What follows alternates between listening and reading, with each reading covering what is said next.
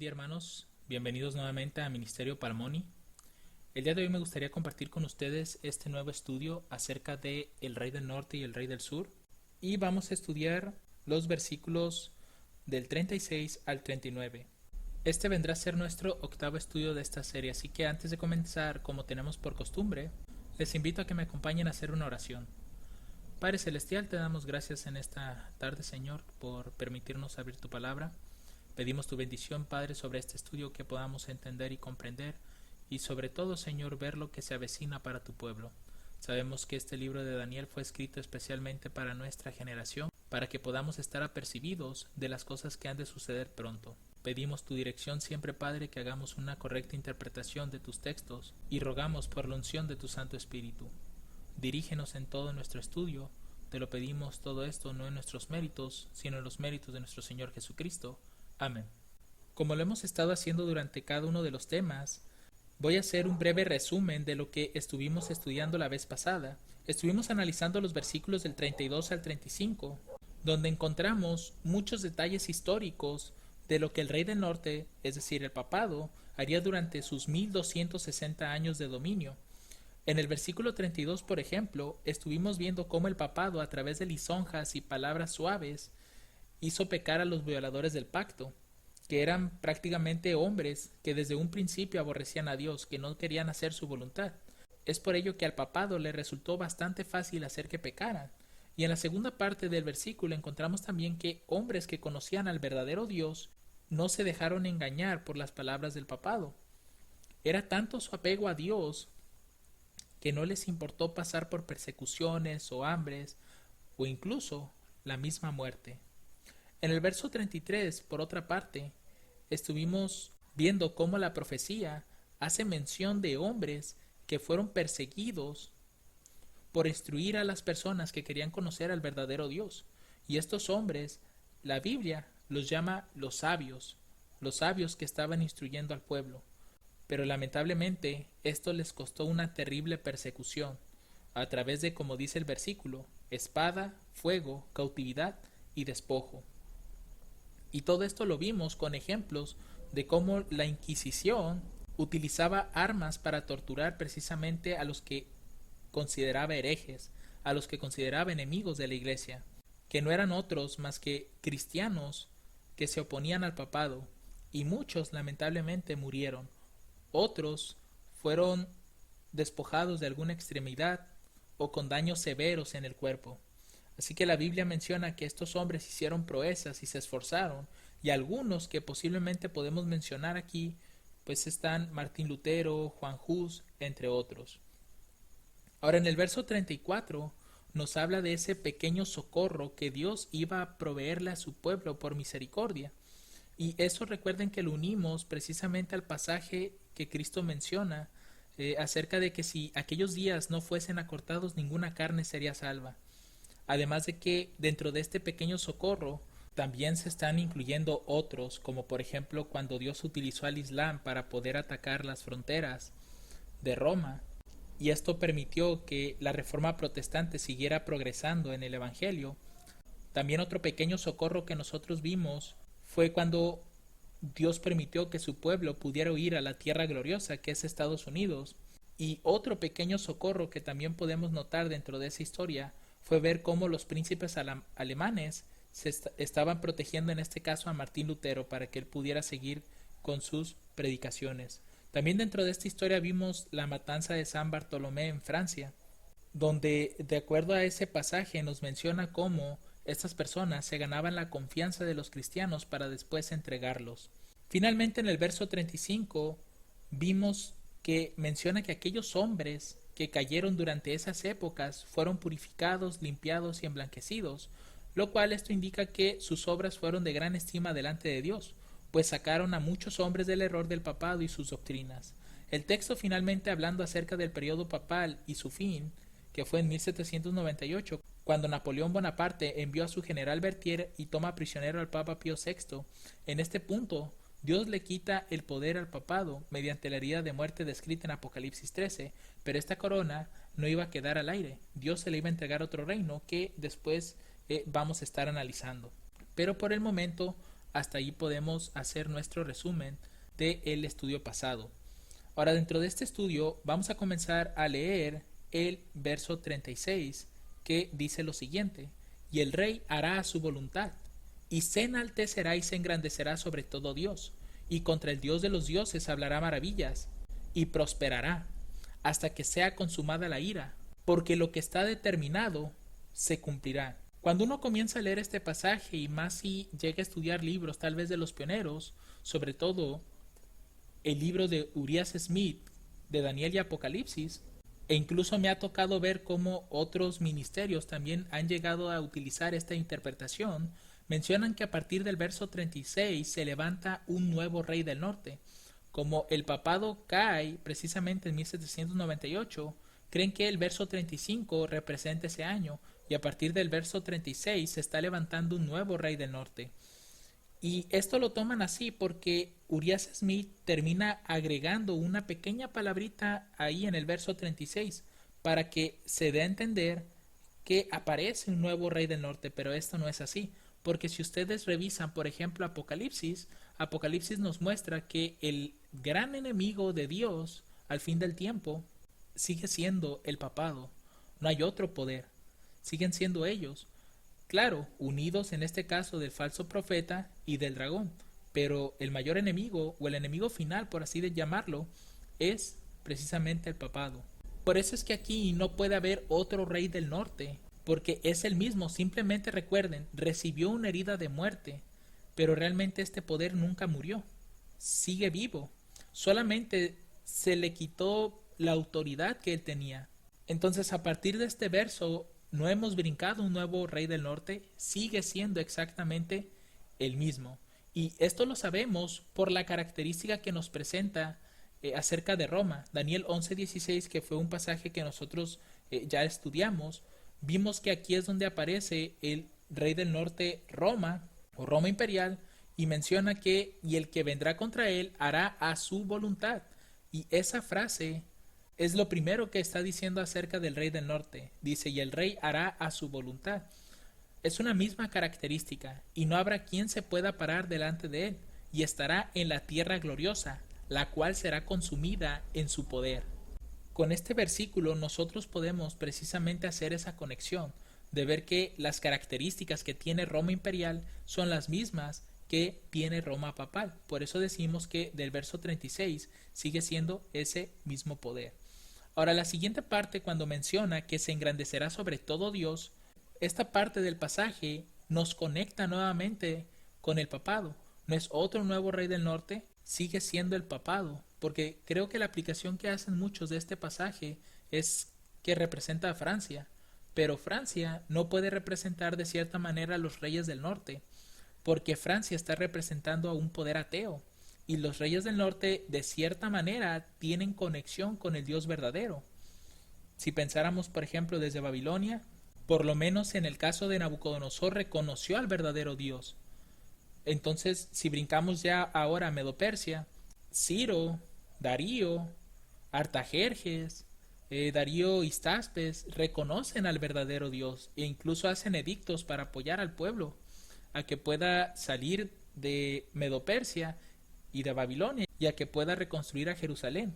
Entonces lo que estamos observando es que esta misma línea de los reyes del norte tienen cierta relación siempre con Dios, o por lo menos le han conocido o han profesado seguir a Dios. En cambio, el sur, que representa Egipto, dentro de todo este capítulo, representa el poder ateo. Si ustedes recuerdan, cuando Moisés fue a Faraón, Egipto o el reino se proclamó ateo. ¿Quién es Jehová para que yo oiga su voz?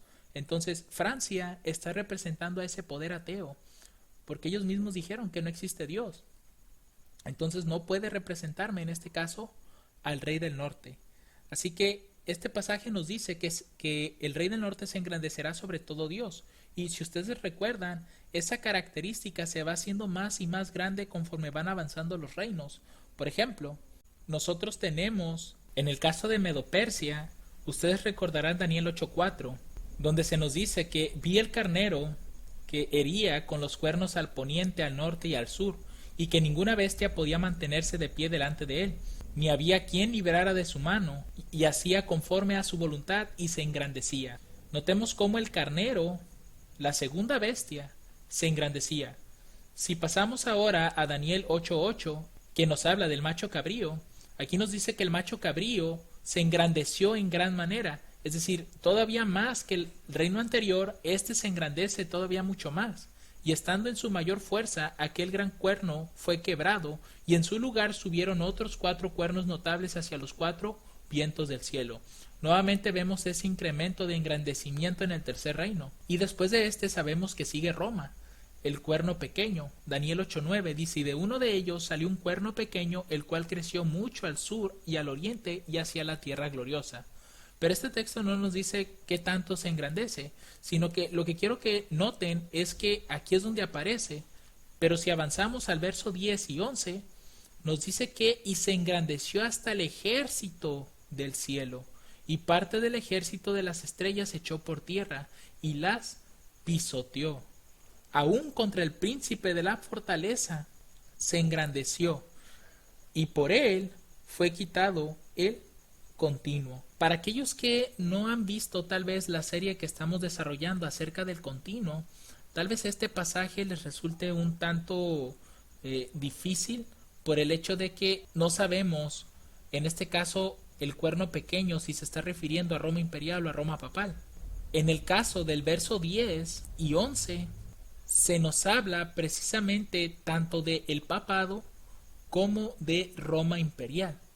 Porque en el verso 10, cuando dice que se engrandeció hasta el ejército del cielo, ahí la palabra que se está utilizando para referirse al cuerno pequeño es it, y esa palabra fue reemplazada por el género she, que en inglés significa ella. Entonces aquí realmente en el verso 10 el cuerno pequeño es ella, y se refiere en este caso a Roma papal. Y noten cómo este poder se iba a engrandecer hasta el ejército del cielo, hasta arriba, y parte del ejército y de las estrellas echó por tierra y las pisoteó. Ahora, el verso 11 ya no se refiere a Roma papal, ahora se refiere a Roma imperial, porque cuando hace referencia nuevamente al cuerno pequeño aquí, dice, aún contra el príncipe de la fortaleza se engrandeció. Ahí el género que se está utilizando para el cuerno pequeño es he, que es él en español, y hace referencia al género masculino.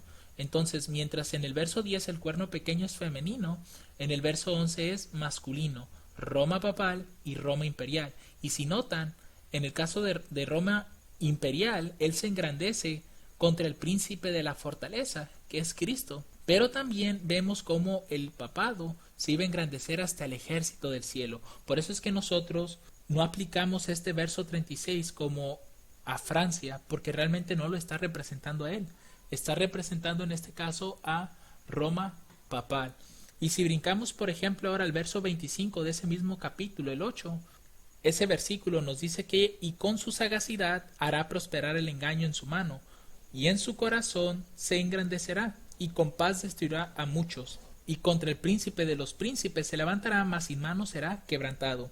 Este verso 25 nuevamente está haciendo referencia a Roma imperial, porque los pronombres que se están utilizando en inglés son para referirse a un género masculino. Entonces, este cuerno pequeño en el verso 25 está siendo representado como Roma imperial. En conclusión, lo que nosotros estamos observando aquí es que ese espíritu de engrandecimiento, el que llega hasta el cielo, es el del papado, porque los otros reinos se engrandecían poco a poco, pero con el papado su engrandecimiento llegó ya hasta el cielo.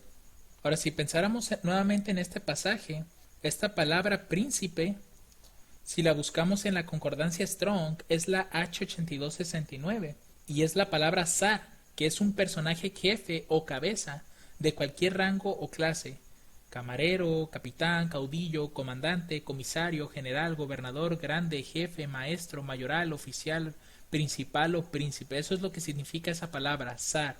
Entonces, a pesar de que este pasaje hace mucha referencia a Roma imperial cuando se levanta contra Cristo, pero realmente ese mismo espíritu pasa a Roma papal.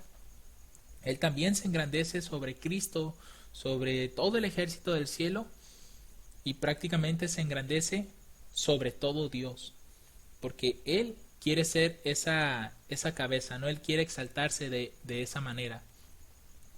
Por ejemplo, si nosotros vamos a Isaías capítulo 9, verso 6, nosotros encontramos esa referencia acerca de Cristo, porque Cristo es ese príncipe.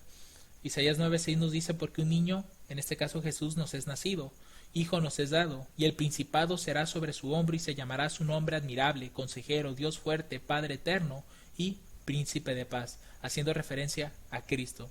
Cristo es ese príncipe, es ese Dios fuerte. También Daniel capítulo 10 verso 13 nos dice que Miguel es ese príncipe. En este caso Cristo dice: mas el príncipe del reino de Persia se puso contra mí 21 días, y aquí Miguel, uno de los principales príncipes, vino para ayudarme, y yo quedé allí con los reyes de Persia. Y esto lo podemos conectar también con el libro de Daniel en el capítulo 12 verso 1, cuando dice que en aquel tiempo se levantará Miguel, el gran príncipe que está por los hijos de tu pueblo, y será tiempo de angustia, cual nunca fue después que hubo gente hasta entonces, mas en aquel tiempo será libertado tu pueblo, todos los que se hallen escritos en el libro. Entonces todo lo que nosotros estamos encontrando aquí es que precisamente el espíritu de Roma es engrandecerse sobre toda nación, sobre Cristo, sobre el ejército del cielo y sobre todo Dios, sin importarle qué. De hecho, Daniel capítulo 7 versos 8 y 25, en este pasaje nosotros podemos encontrar cómo Roma papal hace blasfemias contra Dios. El verso 8, por ejemplo, nos habla de cómo: mientras yo contemplaba los cuernos, he aquí que otro cuerno pequeño subía entre ellos, y delante de él fueron arrancados 3 cuernos de los primeros, y he aquí en este cuerno había ojos como ojos de hombre, y una boca que hablaba grandezas, y hablará palabras contra el Altísimo, y a los santos del Altísimo afligirá, y pensará en mudar los tiempos y la ley, y entregados serán en su mano hasta un tiempo, tiempos, y el medio de un tiempo. Cuando este pasaje dice que hablará palabras contra el Altísimo, hace precisamente referencia a esas blasfemias que haría el cuerno pequeño, o en este caso el papado. ¿Y cuáles fueron esas blasfemias? Por ejemplo, Juan capítulo 10 versos 32 y 33 se nos dice lo siguiente: le respondió Jesús: muchas buenas obras os he mostrado de mi Padre, ¿por cuál de esas obras me apedreáis? Le respondieron los judíos, diciendo: por buena obra no te apedreamos, sino por la blasfemia, porque tú siendo hombre te haces Dios. Quiere decir que una de las blasfemias es hacerse Dios, y eso es algo que nosotros podemos notar aquí en el espíritu del Rey del Norte. Él se engrandecerá sobre todo Dios, y si Él se engrandece sobre todo Dios es porque Él mismo se hace Dios. Entonces blasfema contra el Dios Todopoderoso.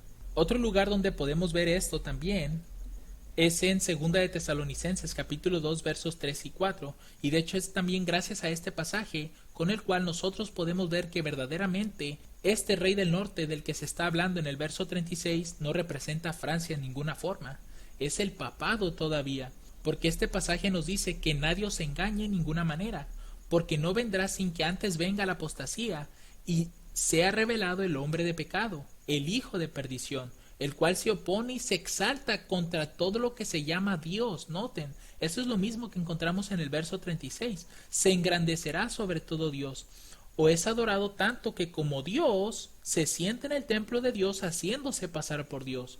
Es más que claro aquí que el verso 36 se está refiriendo nuevamente al papado.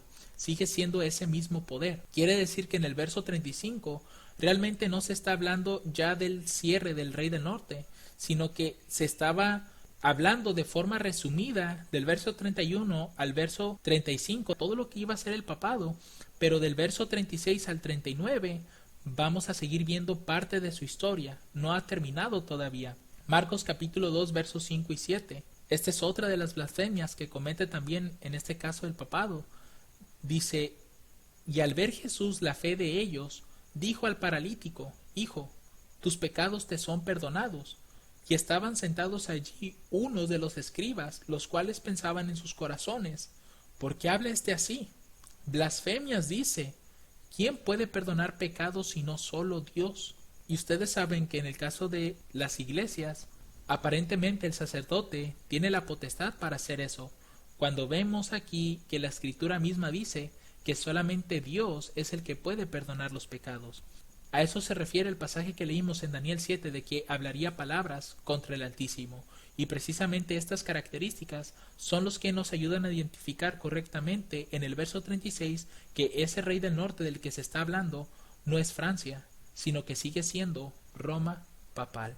Ahora, el pasaje también mencionaba que pensaría en cambiar los tiempos y la ley, ¿cierto? El Salmo 111, versos 7 al 10 nos habla un poco acerca de los mandamientos de Dios. Dice: las obras de tus manos son verdad y juicio, fieles son todos sus mandamientos, afirmados eternamente y para siempre, hechos en verdad y en rectitud. Redención ha enviado a su pueblo, para siempre ha ordenado su pacto, santo y temible es su nombre. El principio de la sabiduría es el temor de Jehová. Buen entendimiento tienen todos los que ponen por obra sus mandamientos, su loor permanece para siempre. Este pasaje ciertamente nos ayuda a ver que cualquier persona que ponga por obra sus mandamientos, por amor a Él, son personas que tienen buen entendimiento, son personas en las que ha aparecido el temor de Jehová. Mateo 5, 17 y 18, también Cristo ya nos había comentado esto, ¿cierto? Cuando Él dijo que Él no vino para abrogar la ley o los profetas, no vino a este mundo para abrogar, sino para cumplir, porque el hombre no había cumplido la ley, y el hombre se excusaba de que no podía hacerlo. Entonces vino Cristo en semejanza de hombre y le demostró al mundo entero, tanto a sus generaciones como a las futuras, que la ley sí se puede cumplir. Lo único que hace falta es la consagración. Pero el papado, durante todo ese tiempo, se ha encargado de cambiar los mandamientos. Y también, no solo él, sino también hay muchas personas que hacen creer que la ley de Dios es imposible de guardar. Es imposible por la falta de consagración a Dios. Si tuviéramos la misma consagración que tuvo Cristo cuando Él estuvo aquí en la tierra, la justicia de Cristo estaría en nosotros y obedeceríamos su ley. De hecho, el propósito por el cual también Él vino fue para conocer nuestra debilidad. Porque recuerden lo que dice la Escritura, que Cristo puede socorrernos en cualquier tentación, porque Él sufrió todas las tentaciones posibles que tiene el hombre. Entonces, volviendo al asunto del papado, lo que nosotros podemos observar aquí es que dentro de la historia podemos ver que el papado se ha encargado de cambiar la ley de Dios. Aquí les tengo los 10 mandamientos tal cual están escritos en la Biblia y los 10 mandamientos que el papado se ha encargado de hacer. Y esto es una fuente directa de una página del papado, del catolicismo. Entonces ustedes pueden verificar esta fuente aquí. Por ejemplo, el primer mandamiento dice: no tendrás dioses ajenos delante de mí. Y el primer mandamiento dice: amarás a Dios sobre todas las cosas. Claramente no es lo mismo, porque amarás a Dios sobre todas las cosas prácticamente se entiende como los primeros 4 mandamientos. Cristo ya mismo lo había dicho, ¿no? Resumió la ley en 2 mandamientos. El primero es un resumen de los primeros 4 y el segundo mandamiento, que tiene que ver con tu prójimo, es el de los otros 6. Ahora, el segundo mandamiento dice: no te harás imagen ni ninguna semejanza de cosa que esté arriba en el cielo, ni abajo en la tierra, ni en las aguas debajo de la tierra. No te inclinarás a ellas ni las honrarás, porque yo, Jehová tu Dios, soy Dios celoso, que visito la maldad de los padres sobre los hijos hasta la 3ª y 4ª generación de los que me aborrecen, y que hago misericordia a millares de los que me aman y guardan mis mandamientos. El segundo mandamiento, de acuerdo al papado, es: no tomarás el nombre de Dios en vano. Si notan, el segundo mandamiento ha desaparecido completito. No existe en los 10 mandamientos que ha formado la Iglesia Católica. Y en el caso de el tercer mandamiento, dice: no tomarás el nombre de Jehová tu Dios en vano, porque no dará por inocente Jehová al que tomare su nombre en vano. Ese tercer mandamiento es el segundo de acá. Y para poder restituir el tercero, para mantener más bien el número de mandamientos, agregaron uno nuevo: santificarás las fiestas. Lo cual eso pues no dice en ninguna parte de la ley de Dios, la que Dios le entregó a Moisés. Ahora, el cuarto mandamiento nos dice: te acordarás del sábado para santificarlo. 6 días trabajarás y harás toda tu obra, pero el 7º día es el sábado de Jehová tu Dios. No harás en él obra alguna, tú, ni tu hijo, ni tu hija, ni tu siervo, ni tu sierva, ni tu ganado, ni tu extranjero que está dentro de tus puertas, porque en 6 días hizo Jehová el cielo y la tierra y el mar y todas las cosas que en ellos hay, y reposó en el séptimo día. Por tanto Jehová bendijo el día sábado y lo santificó. Y el cuarto mandamiento acá tampoco existe. Quitaron ese mandamiento y en su lugar recorrieron el quinto mandamiento al cuarto, y ahora se llama honrarás a tu padre y a tu madre. Pero en la ley de Dios no dice nada más eso. En la ley de Dios dice honra a tu padre y a tu madre para que tus días se alarguen en la tierra que Jehová tu Dios te da. Tiene más contenido todavía ese mandamiento. Viene con la promesa. De hecho, Cristo dijo que este es el primer mandamiento con promesa. Ahora, el sexto es no matarás. Aquí pues es el quinto, no matarás. Ese no lo cambiaron. El séptimo es no cometerás adulterio. Acá el sexto, es no cometerás actos impuros. El séptimo, de hecho este mandamiento pues no está dentro de la ley de Dios tampoco, es agregado. El séptimo acá dice no cometerás adulterio. Acá el séptimo es no robarás, que es lo mismo que el octavo, no hurtarás. Ese mandamiento como tal no cambió, pero sí de lugar. Ahora el noveno mandamiento dice no hablarás falso testimonio contra tu prójimo. Y acá el mandamiento noveno dice no consentirás pensamientos ni deseos impuros, lo cual pues tampoco existe ese mandamiento. Podríamos considerar que fue agregado. Y el último, no codiciarás la casa de tu prójimo, no codiciarás la esposa de tu prójimo, ni tu siervo, ni su criada, ni su buey, ni su asno, ni cosa alguna de tu prójimo. Y el verso acá, y el 10º mandamiento acá, pues también está recortado. Y dice, no codiciarás los bienes ajenos. Podría verse como una especie de resumen, pero pues realmente quitaron muchas cosas, ¿no? Entonces lo que nosotros estamos observando aquí es que realmente el papado se ha encargado de cambiar los tiempos y la ley. Cambió la ley completamente, quitándole su verdadero significado. Ahora voy a citar algunos comentarios donde el papado transfiere la solemnidad y santidad del sábado al domingo. Notemos este primer comentario, por ejemplo, dice, citando al rabino judío y erudito Jacob Neusner, el Papa Benedicto XVI, todos conocemos a este Papa, dice, explica que para Israel este mandamiento era más un ritual que un mandamiento, puesto que era una manera de imitar a Dios, que descansó el séptimo día después de la creación. Asimismo, constituye el núcleo del orden social. A pesar de que algunas denominaciones cristianas siguen la práctica judía de observar el Shabbat o el sábado, los católicos, junto con la mayoría de los cristianos, noten esto, aprecian el domingo como un día especial, que ellos llaman el Día del Señor.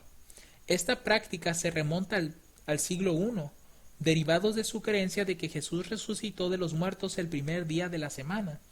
Ni siquiera hay un mandamiento en toda la Biblia donde se diga que se deba de santificar el domingo o guardar el domingo. Sigue siendo el sábado, y sin embargo no hacen caso a lo que está escrito. Y de hecho, a pesar de que tú les muestras cómo ellos compaginan o congenian con el catolicismo, no lo aceptan. Nota 374, la Didache pide a los cristianos que se reúnan en el día del Señor, el domingo, para partir el pan y dar gracias. Tertuliano es el primero en mencionar el descanso dominical. Nosotros, sin embargo, así como la tradición nos ha enseñado, el día de la resurrección del Señor no solo se debe no estar de rodillas, sino que cada postura y oficinas de solicitud se aplazan hasta en nuestras empresas para no dar lugar al diablo. En el siglo VI, San Cesario de Arles enseñó que toda la gloria del Shabbat judío había sido trasladada al domingo, y que los cristianos deben guardar el domingo como a los judíos se les ordena guardar el sábado. Pero el Consejo de Orleans en el 538 reprobó esta tendencia como judía y no cristiana. Notemos cómo este comentario nos hace ver que tanto el catolicismo como la mayoría de los cristianos guardan un día que la Escritura no dice que hagan. Veamos otra cita. Dice, los líderes de la Iglesia de los siglos posteriores al descanso dominical inscritos en la enseñanza oficial de la Iglesia y los gobiernos cristianos intentaron aplicar el descanso dominical a lo largo de la historia. Para los católicos, la enseñanza de Jesús fue que el sábado se hizo para el bien del hombre, y no el hombre para el sábado. Respecto a las buenas obras, cuando la demanda de necesidades de los demás puede ser parte de la jornada de descanso. El catecismo ofrece pautas sobre cómo vivir el día del Señor, es decir, el domingo, que representa el descanso dominical, que incluyen asistir a misa los domingos y días santos de obligación. En estos días los católicos no podrán trabajar o realizar actividades que impidan el culto debido a Dios, pero el rendimiento de las obras de misericordia y relajación apropiada en un espíritu de alegría están permitidas. Y esto lo vemos casi en todo el mundo, ¿cierto? Cómo es que llega el fin de semana, pasa el sábado y todos los negocios están abiertos de forma normal, pero ya cuando llega el domingo, si no es que todo el día, por lo menos medio día se trabaja y el resto se descansa. Dice, según la USCCB, este mandamiento se ha concretado para los católicos como el primero de los 5 mandamientos de la Iglesia.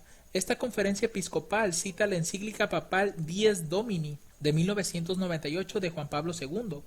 Debido a que los fieles están obligados a asistir a la misa a menos que haya un impedimento grave, a los padres les es correspondiente el deber de ofrecer a todos la posibilidad real de cumplir el precepto.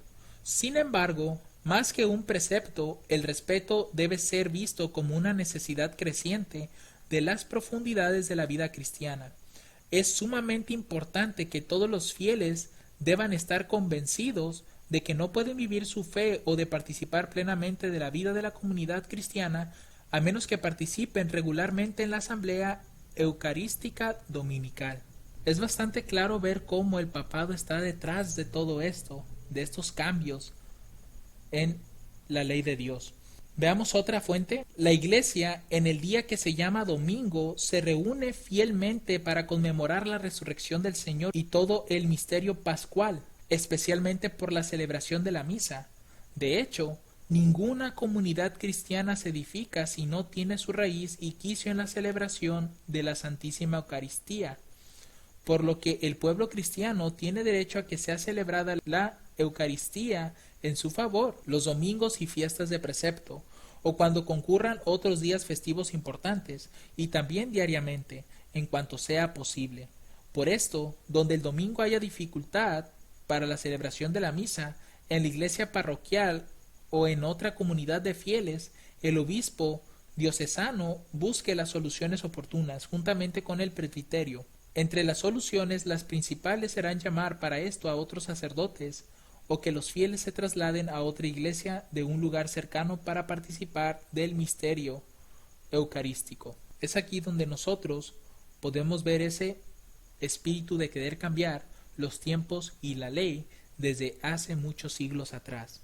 Otro dato que nos ayuda a ver que verdaderamente este poder es el papado y que lo que busca es engrandecerse sobre todo Dios, es lo que nosotros encontramos en Isaías capítulo 14, versículos 13 y 14. Dice, y tú que decías en tu corazón, subiré al cielo, en lo alto, junto a las estrellas de Dios levantaré mi trono, y en el monte del testimonio me sentaré, a los lados del norte, sobre las alturas de las nubes subiré, y seré semejante al Altísimo. Si notamos, esta parte habla de cómo el adversario quería usurpar el trono de Dios en el cielo, y ese trono de Dios notemos que se encuentran a los lados del norte, y como no logró hacerse de ese trono, es por eso que aquí en la tierra, el adversario con quien está trabajando precisamente es con el rey del norte, para oponerse precisamente a Dios. Digamos que es una lucha entre el rey del norte de esta tierra y el rey del norte real, que es Dios, porque el hecho de que el trono de Dios se encuentre a los lados del norte, lo podríamos ver a Dios también como el verdadero rey del norte. Ahora, algo que también nosotros podemos destacar de todo esto y que nos conecta directamente con que este rey del norte sigue siendo el papado y no Francia, como en este caso el libro de Urias Smith aseveraba, es que aquí se menciona que este rey del norte va a prosperar. Y nosotros, no sé si recuerdan que habíamos leído Daniel capítulo 8 versos 12, versos 24 y 25, que aquí una parte pues hace referencia a Roma imperial y otra parte hace referencia a Roma papal. Como nosotros estamos haciendo una serie También creo que les había comentado hace unos momentos que estamos haciendo una serie referente a Daniel 8 en relación al continuo. Habíamos mencionado que ese capítulo como tal, los pronombres que se están utilizando para referirse al cuerno pequeño son de hombre y de mujer, porque en algunos versículos se refiere al cuerno pequeño como ser un hombre, pero en otros se está refiriendo al cuerno pequeño como una mujer. Y esta distinción que se está haciendo no es nada más porque se le haya ocurrido a Daniel escribirlo de esa manera, es porque Dios quiere avisarnos sobre algo en estos pasajes. Por ejemplo, en el verso 12 se dice que el ejército le fue entregado a causa de la prevaricación sobre el continuo, y echó por tierra la verdad e hizo cuanto quiso y prosperó. Notemos esa prosperidad que tiene el rey del norte. Y de hecho, en inglés, ese pasaje precisamente está haciendo referencia a Roma imperial, pero recordemos que en este caso el papado tiene ese mismo espíritu de Roma imperial, y en los versos 24 y 25 dice: y su poder se fortalecerá, mas no por su propio poder, y destruirá maravillosamente y prosperará, y hará arbitrariamente y destruirá a los fuertes y al pueblo de los santos, y con su sagacidad hará prosperar el engaño en su mano, y en su corazón se engrandecerá, y con paz destruirá a muchos, y contra el príncipe de los príncipes se levantará, mas sin mano será quebrantado. En este caso, estos versículos del 24 al 25 siguen haciendo referencia a Roma imperial, porque el pronombre que está siendo utilizado en esos dos versículos es he o him, que hace referencia a un hombre. Entonces, notemos cómo Roma prospera una y otra vez, a tal grado que esa sagacidad que él tiene hace que prospere el engaño en su mano. Entonces es evidente aquí que nosotros estamos viendo cómo Daniel 11:36 no nos está introduciendo a un nuevo rey del norte. No está introduciendo a Francia aquí todavía, porque sí forma parte de la profecía de Daniel 11 Francia, pero no ha llegado su momento, y de hecho no llegará en el bando de los reyes del norte, sino más bien en el bando de los reyes del sur. Pero eso lo veremos más adelante. Vamos a pasar a la siguiente parte del mismo versículo. Notemos que estamos fragmentando el versículo para poder extraer la mayor información posible, aunque puede ser que en ocasiones se me pase mencionar algo. Pero aquí, por ejemplo, nos dice que hasta que sea consumada la ira. Si notamos, esa consumación todavía no llegaba en este verso. ¿La consumación de qué? De Dios. Todavía no llegaba en este versículo en contra del rey del norte. Por eso es que no podemos decir que en el verso 35 fue el fin del papado, es decir, su herida de muerte. No podemos decir que fue en el verso 35, porque todavía no había llegado su momento. Entonces, esta consumación, ¿a qué se refiere? Si nosotros buscamos, por ejemplo, en el libro de Isaías, capítulo 23, verso 15, vamos a notar aquí que se hace referencia a Tiro.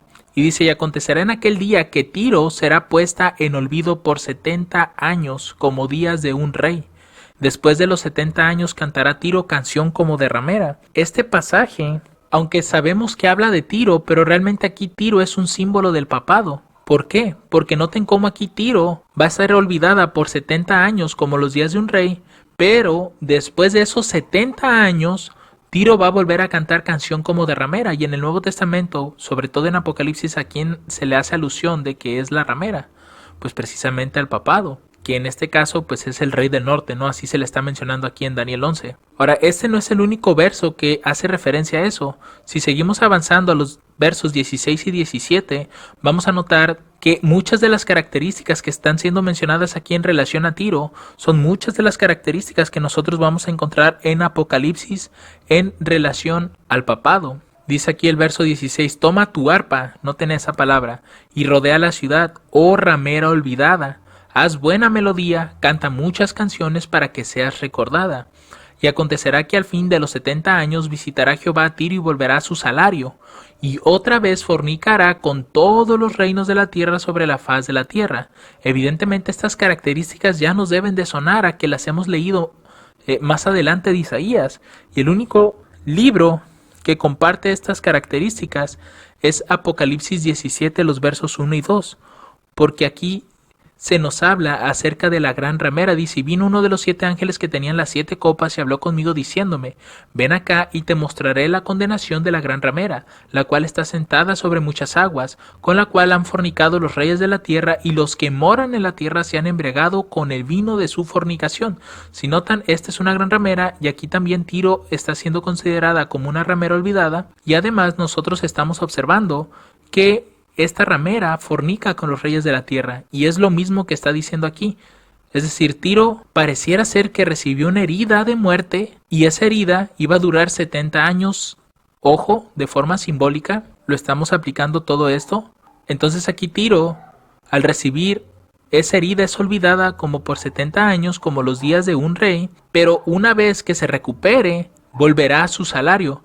Es decir, va a ser recordada esa ramera, y además nuevamente va a fornicar. Quiere decir que antes de que fuera olvidada ya fornicaba con los reyes de la tierra. Entonces, Apocalipsis 17 nos habla también de una gran ramera que fornica con los reyes de la tierra. Así que nosotros podemos hacer una alineación aquí, una comparación.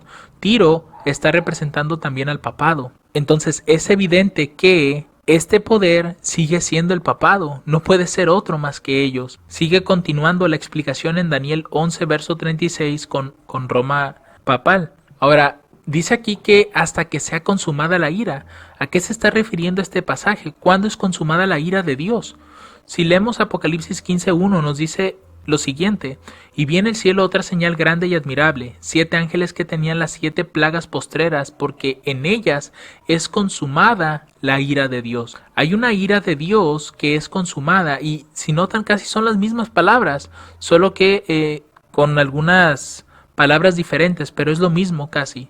Tenemos la palabra consumada, la misma ira que se está siendo mencionada ahí, y ya el resto pues cambia, ¿no? Aquí no nos está diciendo de quién es esa ira, pero en Apocalipsis 15:1 sí nos está diciendo, y nos dice que es la ira de Dios. ¿Contra quién? Contra la gran ramera. Y de hecho, si nosotros vamos a Apocalipsis 14, versos 9 y 10, nosotros vamos a poder encontrar precisamente esta referencia. No directamente la palabra consumada, la ira, sino que hablará de las 7 plagas y hablará de la ira de Dios. Dice: y el tercer ángel lo siguió diciendo en alta voz: si alguno adora a la bestia y a su imagen y recibe la marca en su frente o en su mano, él también beberá del vino de la ira de Dios. Aquí ya no se está hablando de una consumación directamente, sino que está diciendo que va a beber del vino de la ira de Dios, que es esto que se está mencionando acá. Dice: y será atormentado con fuego y azufre delante de los santos ángeles y delante del Cordero. Y aunque en este pasaje se está mencionando como tal un cáliz, pero realmente un cáliz es una copa, o también podemos verla como una especie de vaso. ¿Y con qué podemos conectar esto? Precisamente con las 7 plagas postreras, porque ustedes recordarán que Apocalipsis 16:1 nos dice: y oí una gran voz que decía desde el templo a los 7 ángeles: id y derramar las copas de la ira de Dios sobre la tierra. Y cuando leemos los versos 2, 10 y 11, nos dice que fue el primero y derramó su copa sobre la tierra, y vino una pestilente y maligna úlcera sobre los hombres que tenían la marca de la bestia y que adoraban su imagen. Y el quinto ángel derramó su copa sobre la silla de la bestia, y su reino se cubrió de tinieblas, y se mordían sus lenguas de dolor, y blasfemaron contra el Dios del cielo por causa de sus dolores, y por sus plagas, y no se arrepintieron de sus obras. Lo que estamos observando aquí en el capítulo 16, cuando se están describiendo las plagas, es que estas son vaciadas de una copa. Y aunque en Apocalipsis 14 de 9 y 10 nos está diciendo que la ira de Dios está en un cáliz, el cáliz en definición es una copa o un vaso. Entonces ese cáliz de su ira representa las 7 plagas postreras que están siendo derramadas, y esas 7 plagas postreras, como estamos viendo en Apocalipsis 15:1, están conectadas con la consumación de la ira de Dios, que es lo mismo que está diciendo Daniel 11:36. Quiere decir que aquí se está anunciando que el rey del norte va a recibir la ira de Dios, en él se va a consumar, y va a llegar un momento en que eso va a ser consumado, no ahorita, ni en el tiempo en el que se está relatando eso, sino más adelante. Nosotros sabemos que estas 7 plagas postreras como tal aparecen cuando Miguel se levanta, y tal vez alguno se pregunte ¿por qué? Porque hasta que Miguel se levante es que estas plagas serán derramadas, porque claramente dice el verso 10 que estas plagas son vaciadas en el cáliz de su ira. Es la ira de Dios sin misericordia, Y si no hay misericordia ya, quiere decir que ya no tenemos un intercesor en el cielo. Por tanto, la obra de Cristo habrá terminado y será el momento de derramar la ira de Dios, que está siendo representada por 7 plagas postreras. Ahora, si ustedes recuerdan, vimos aquí en Isaías 23 que se le está diciendo a Tiro que tome su arpa y que haga melodía, ¿cierto? Pues si ustedes consultan sus Biblias en Apocalipsis 18 versos 21 y 22 van a encontrar una referencia a eso.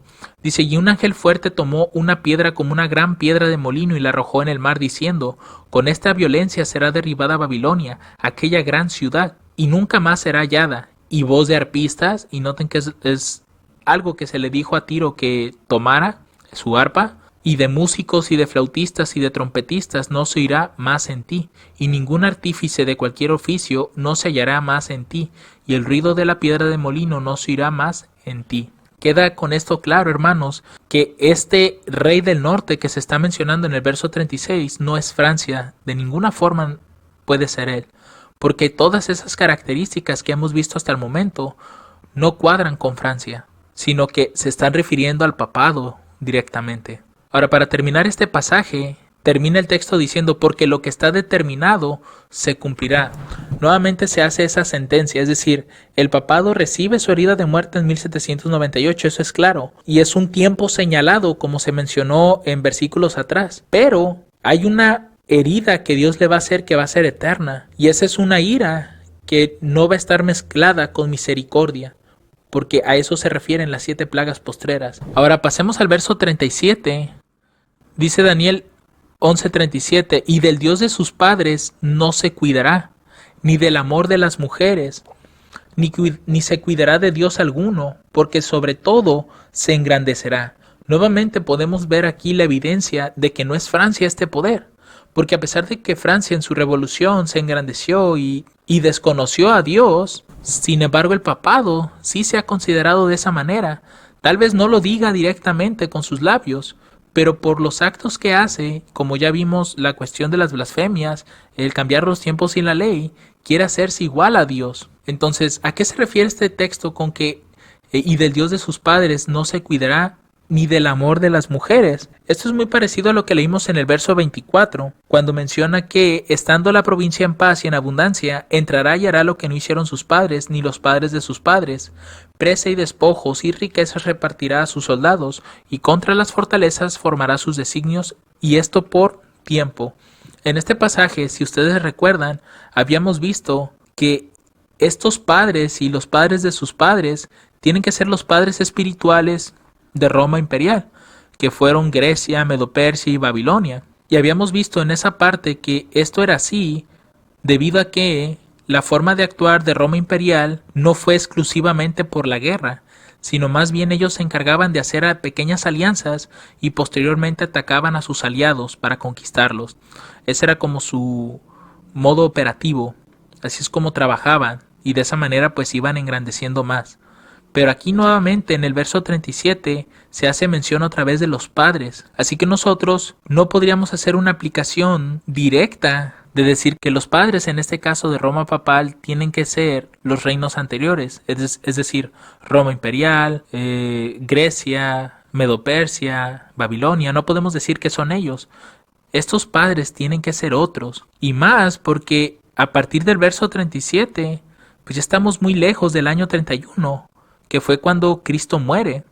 Ya estamos muy lejos de todo ese tiempo, porque aquí el papado ya se ha levantado, es decir, que nosotros nos encontramos más allá del año 538, que es cuando el papado pues se levanta. Ahora, otro detalle que nosotros podemos mencionar aquí es que cuando estuvimos entendiendo Daniel 11:24, tenían que ser padres literales porque nos encontrábamos antes de Cristo, pero una vez que ya pasamos la época de Cristo, ahora estos padres de Roma papal tienen que ser padres espirituales. Por tanto, los padres de Roma papal, que es aparentemente una iglesia o una nación cristiana, porque realmente se mira como ambos, tuvo que haber tenido padres cristianos, y estos padres pues tuvieron que ser los apóstoles. Y esto nosotros lo podemos saber con la muerte de Esteban en el año 34.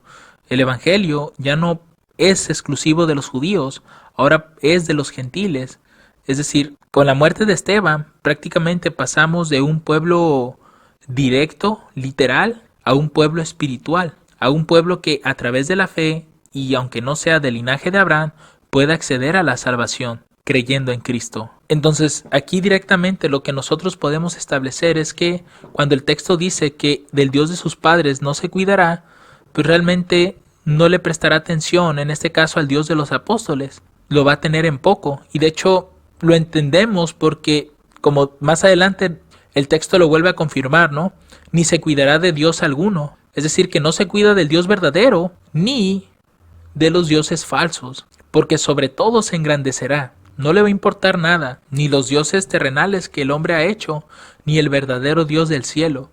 Él no se cuidará de ninguno de los dos, no le va a interesar eso. Y de hecho, lo que nosotros podemos encontrar en la historia es que por no creer en Cristo y en sus palabras directamente, esto ocasionó que el papado empezara a meter muchas clases de paganismo a la iglesia, como lo dice el cardenal Newman en su libro El desarrollo de la religión cristiana. Este cardenal dice que los templos, incienso, aceite, velas, ofertas devocionarias, agua bendita, santos, las fiestas y estaciones de devoción, procesiones, bendiciones de campos, vestiduras sacerdotales, la coronilla de sacerdotes y monjes, imágenes, todos son de origen pagano. Y lo está diciendo directamente un cardenal.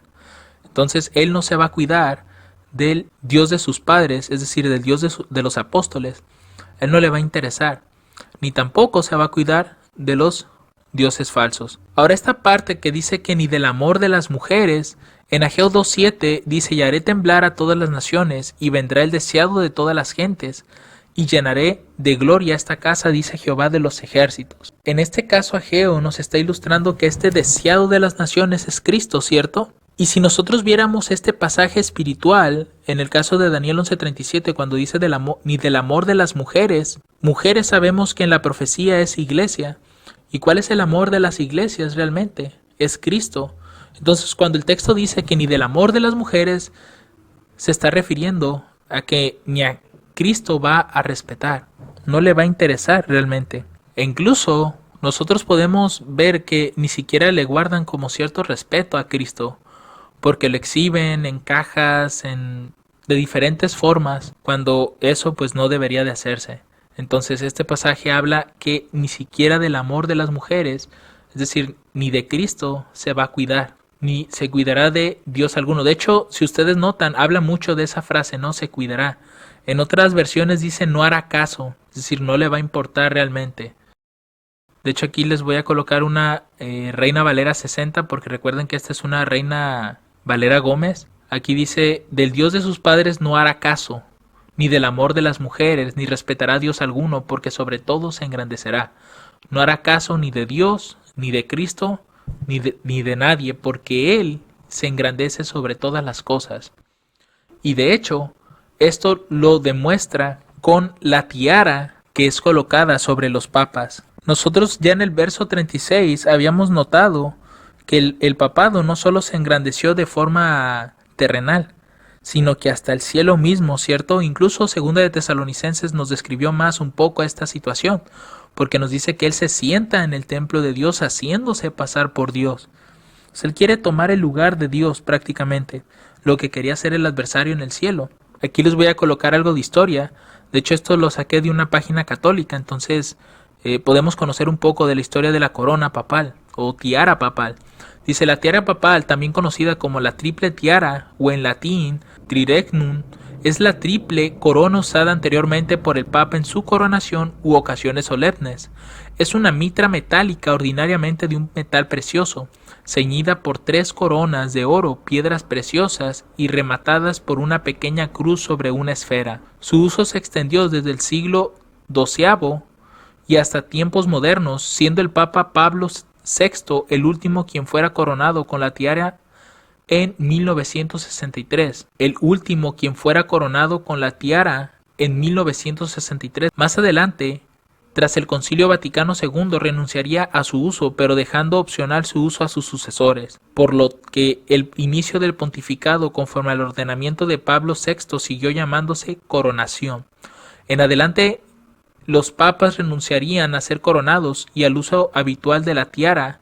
Aún más, Juan Pablo II, a través de la Constitución Dogmática Universi Dominici Gregis, abolió el término coronación, sustituyéndolo por ceremonia de inauguración del pontificado. Pero veamos el significado que tiene cada una de estas coronas. El primer significado que yo encontré, porque realmente son demasiados, es que esa triple corona, la primera, representaría el pastor universal, que es la corona superior. La segunda, la del medio, significa que él es juez eclesiástico universal. Y la tercera es gobernante temporal, y eso representaría la corona inferior. Si notan estas características, a excepción de la última, representarían algo que solamente lo puede hacer Dios, ser nuestro pastor universal y nuestro juez universal. Lo de gobernante temporal pues no aplicaría con Cristo, pero las primeras dos sí. Otro segundo simbolismo que tienen estas tiaras es que significan padre de príncipes y reyes. La segunda, gobernador del mundo, y la tercera, vicario de Cristo. En este caso, pues no aplicaría para los papas, porque estas características, o títulos también pudiéramos llamarlo, le pertenecen a Cristo, a excepción de la última. El tercer símbolo que nosotros podemos encontrar también es que significa orden, jurisdicción y magisterio. Esto fue lo que interpretó el arzobispo Andrea Cordero Lanza di Montezemolo, quien fue el que diseñó el escudo papal de Benedicto XVI. Él lo interpretó de esa manera a esa triple corona. Y finalmente nuestro cuarto simbolismo es que representa, todo esto tiene que ver con rey o gobernante del mundo celestial, humano y terrestre. Y todavía hay un quinto significado como tal, o como un quinto símbolo, y este es dado por Lord Edward Francis Twining. Él sugirió que fue para asimilarse a los emperadores del Sacro Imperio Romano Germánico, que eran coronados 3 veces en honor a ser reyes de Alemania, Italia y como emperadores romanos. Entonces, prácticamente nosotros encontramos todas estas características que nos hacen ver con demasiada evidencia que tiene que ser el papado, este rey del norte, no es Francia en ninguna forma. Ahora pasemos al siguiente versículo. El verso 38 nos dice: mas honrará en su lugar al dios Mausín, dios que sus padres no conocieron, honrarálo con oro y plata y piedras preciosas y con cosas de gran precio. Este pasaje es uno de los más interesantes que nosotros vamos a encontrar dentro de Daniel 11. Este es uno de los pasajes interesantes que en lo personal considero, porque contiene demasiada historia que vamos a ver. Y dentro del estudio de Urias Smith, creo que a este dios Mausín lo compara con la diosa de la razón, pero vamos a ver que realmente no es ella. Recuerdo que este dios Mausín, creo que Urias Smith lo está comparando con la diosa de la razón que hicieron en Francia,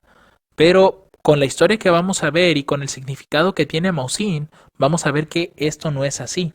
Pues esta palabra Mausín, si nosotros consultamos alguna concordancia Strong o cualquier otra concordancia, pero que nos dé el significado de la palabra, vamos a ver que esa palabra Mausín es la palabra plural de la palabra hebrea Maos y significa fortaleza, fuerza, fortalecerlo, un lugar o medio de seguridad, protección. Realmente este pasaje, así como le puse en el título, es el dios de las fortalezas, pero además este tiene otros significados, como puede ser torre o santuario.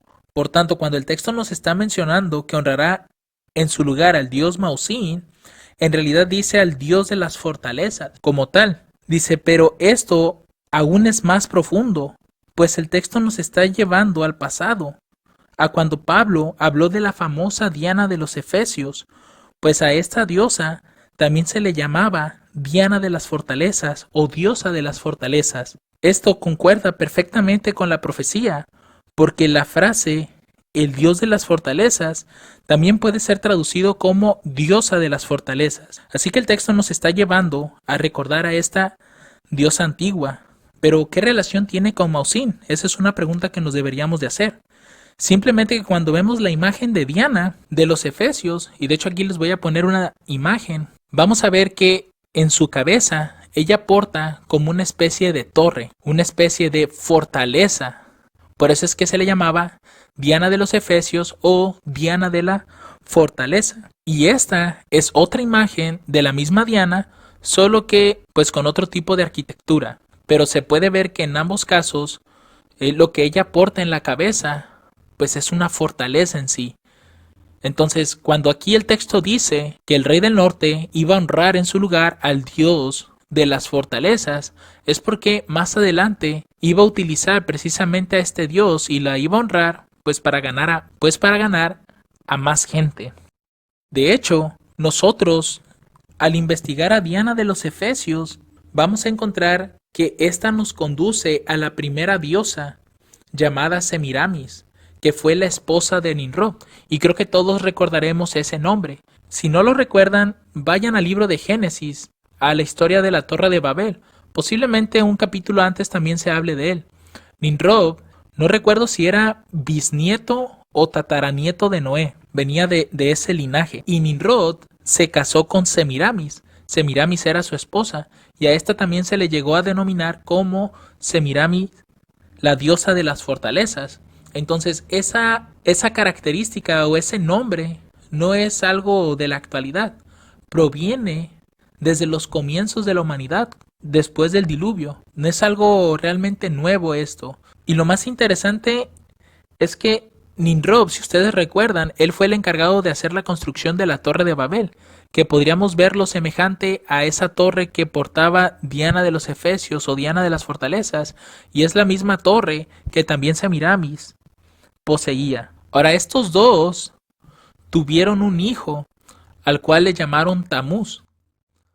Y este Tamuz que se está mencionando aquí tampoco es algo nuevo, mis hermanos, porque si ustedes recuerdan y van al libro de Ezequiel, cuando se habla de las grandes abominaciones que cometió el pueblo, van a encontrar precisamente este nombre, como las mujeres de Israel estaban endechando a Tamuz, le estaban llorando. Entonces, esto realmente no es algo completamente nuevo. Este dios Mausín no apareció apenas, ya tiene siglos existiendo. Fue creado desde aquellas épocas, desde la Torre de Babel, porque recuerden que es a partir de aquí, de la Torre de Babel, donde todo ese sistema oculto pagano se esparció por el mundo. Es decir, el hecho de que Dios haya confundido las lenguas en ese momento hizo que cada una de las naciones o tribus o pueblos que se formaron a partir de ahí, cada uno llevó el conocimiento que adquirió en Babel y empezó a crear los mismos dioses, pero con otros nombres. Y tal es el caso de Nimrod, Semiramis y Tamuz. Nosotros vamos a ver que estos a lo largo de los siglos han adquirido otros nombres, de acuerdo a la cultura. Y en la actualidad siguen existiendo, solo que también precisamente con otros nombres. En el caso de Semiramis, por ejemplo, ella representa en la actualidad a la Virgen María, y no nos estamos refiriendo directamente a María, la de la Biblia, porque realmente con el tiempo ha adquirido otros nombres, sino que esta representa exclusivamente a Semiramis, y más adelante vamos a ver por qué. Y Tamuz, en nuestro tiempo, representa al niño Jesús. Esos ídolos que a veces vemos, ¿no?, dentro del papado, del catolicismo, esas imágenes a veces que nosotros encontramos de aparentemente la Virgen María amamantando a Cristo o el niño Jesús, todas esas cosas provienen desde aquellos tiempos. Y una de las características curiosas que nosotros encontramos a Tamuz es que él nació un 25 de diciembre. Entonces no es algo casual, ¿no?, que se le esté celebrando a Cristo también su nacimiento un 25 de diciembre, cuando la misma Biblia dejó oculta esa información precisamente para que no hagamos del día una especie de culto. Ahora, a lo largo de las culturas, y aquí es donde ya nos vamos a adentrar en la parte de que el dios Mausín o la diosa de las fortalezas ha adquirido distintos nombres y formas en las diferentes culturas. Por ejemplo, en el caso de Babilonia, aquí Semiramis era representada a la diosa con su hijo Tamuz, sentado a veces en sus piernas o amamantándose. En el caso de Egipto, esa misma escultura fue llamada Isis y Horus, Y casualmente Horus también nació un 25 de diciembre.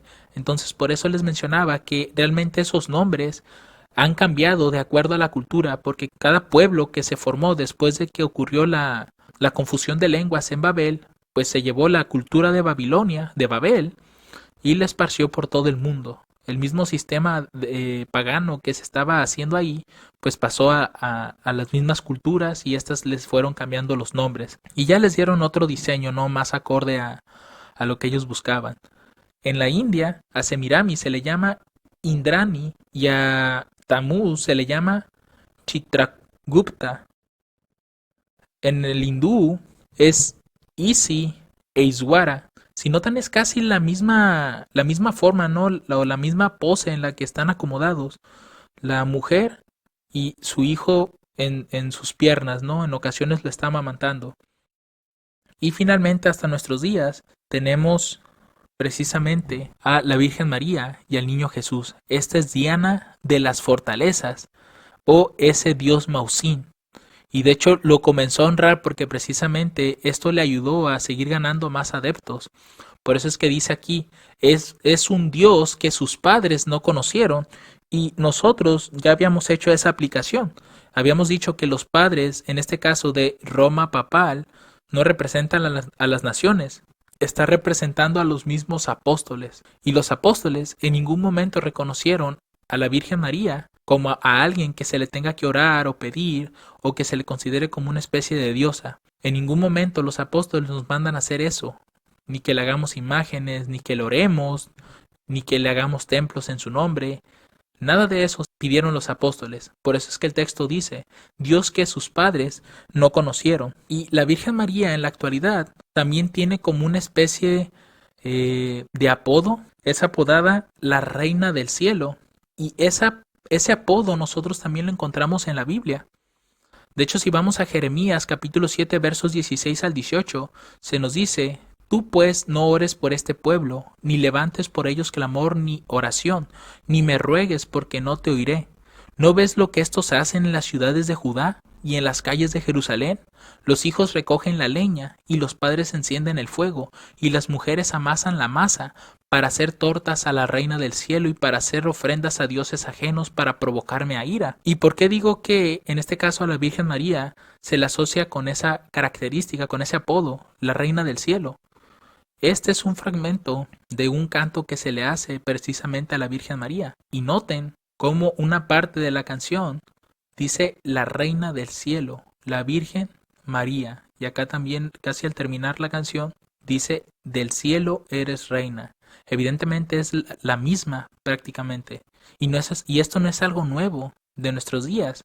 Ya se hacía en Israel y obviamente ya se hacía en los tiempos muy posiblemente de Babel. Ya se honraba de esa manera a Semiramis. ¿Y por qué dice el texto que lo va a honrar con oro, plata, piedras preciosas y cosas de gran precio? Este texto lo que nos trata de decir es la forma en la que se honra a este ídolo. Pues la Virgen María ha tomado incluso el lugar del Padre y del Hijo en las oraciones, en la adoración, el hacer pedidos. De hecho, hay más templos católicos erigidos a la Virgen María que al propio Padre o al Hijo.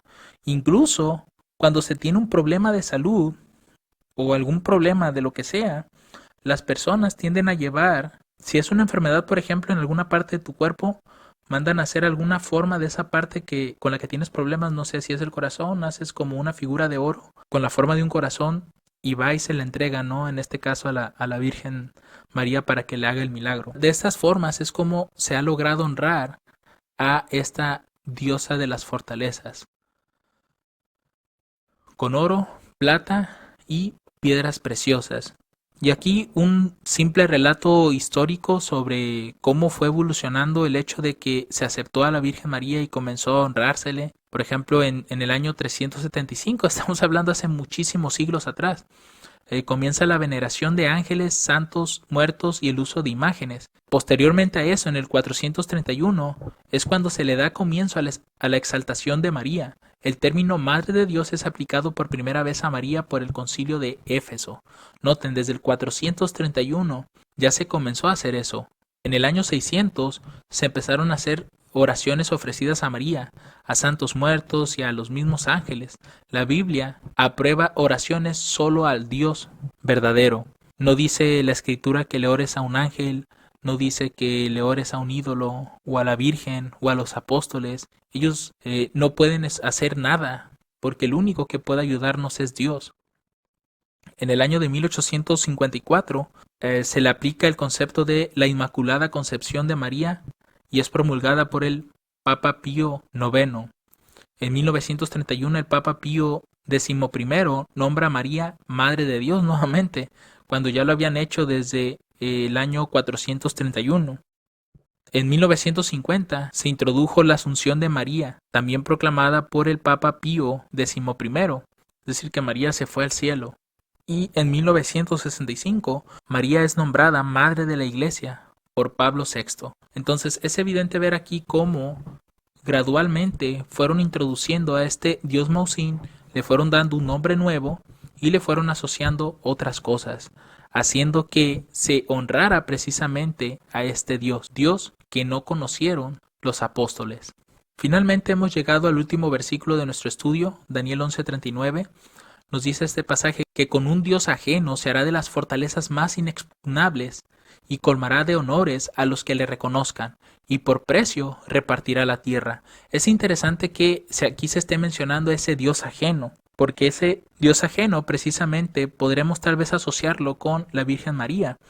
Y esa palabra inexpugnable, si nosotros la buscamos en un diccionario, inexpugnable significa que no se puede tomar o conquistar por las armas, es decir, se hace con la paz. Y esta es una característica que ya habíamos visto en Roma imperial, cómo hacía la paz, haciendo alianzas y después atacaba a sus aliados. Ahora, ¿por qué dice aquí el texto que colmará de honores a los que le reconozcan? El papado hace ciertas condecoraciones que son órdenes ecuestres y otras distinciones honoríficas que el soberano pontífice confiere a personas de vida intachable que han promovido de alguna forma los intereses de la sociedad y de la Iglesia Católica y de la Santa Sede. Aquí pues es evidente esa parte, ¿no? El hecho de que el papado otorgue esos reconocimientos y que colme de honores a los que le reconozcan, no solamente a ese Dios ajeno, sino hasta ellos mismos. Por eso es que aquí el papado introdujo la adoración o veneración a la Virgen María, porque le ha resultado bastante bien en todos los pueblos. De hecho, hay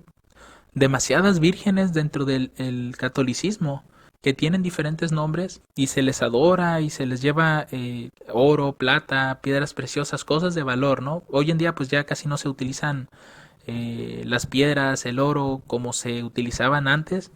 Sin embargo, pues se da dinero. Entonces de esa manera es como se está honrando a esta diosa de las fortalezas. Y la última parte que dice que repartirá por precio la tierra. En otras versiones, esa misma frase, la última que está en negritas, es y por interés repartirá la tierra. Eso pues nos quiere dar a entender que el papado en algún momento va a dar partes de la tierra como si fueran suyas. Aunque sabemos que el mundo le pertenece a nuestro verdadero Dios, lo que podemos destacar aquí es el hecho de que cuando el papado recobre ese poder y su herida de muerte hayan sanado, toda la tierra se va a maravillar en pos de ella. Y de hecho esta parte que les menciono, nosotros la podemos leer en Apocalipsis 13 del 1 al 3. Y me paré sobre la arena del mar y vi subir del mar una bestia que tenía 7 cabezas y 10 cuernos, y sobre sus cuernos 10 diademas, y sobre sus cabezas su nombre de blasfemia. Y la bestia que vi era semejante a un leopardo, y sus pies como de oso, y su boca como boca de león. Y el dragón le dio su poder y su trono y grande autoridad, y vio una de sus cabezas como herida de muerte, y su herida de muerte fue sanada, y se maravilló toda la tierra en pos de la bestia. Este pasaje nos dice evidentemente que el papado va a volver a restablecerse en el poder. Lo perdió en 1798, pero lo va a volver a recuperar. Y esto también nos puede conectar, por ejemplo, Apocalipsis capítulo 17, los versos 12 y 13. Dice, y los 10 cuernos que has visto son 10 reyes que aún no han recibido reino, mas recibirán potestad por una hora como reyes con la bestia. Esta bestia es la que se menciona en Apocalipsis 13. Estos tienen un mismo propósito y darán su poder y autoridad a la bestia. Entonces aquí prácticamente lo que podemos ver es que los 10 reyes no tienen un reino para reinar. Así que por una hora, que eso podríamos verlo como la ley dominical, estos reyes recibirán potestad, es decir, un reino para poder ejercer su dominio junto con la bestia. Por tanto, el papado, cuando obtenga su poder sobre todos los moradores de la tierra, podrá repartir potestades y reinos a quien él quiera, y sobre todo a aquellos que le reconozcan como un rey, como un soberano de la tierra. Con esto, mis hermanos, terminamos nuestro estudio de Daniel 11, versículos 36 al 39, siendo nuestro octavo estudio. Que el Señor les bendiga abundantemente. Amén.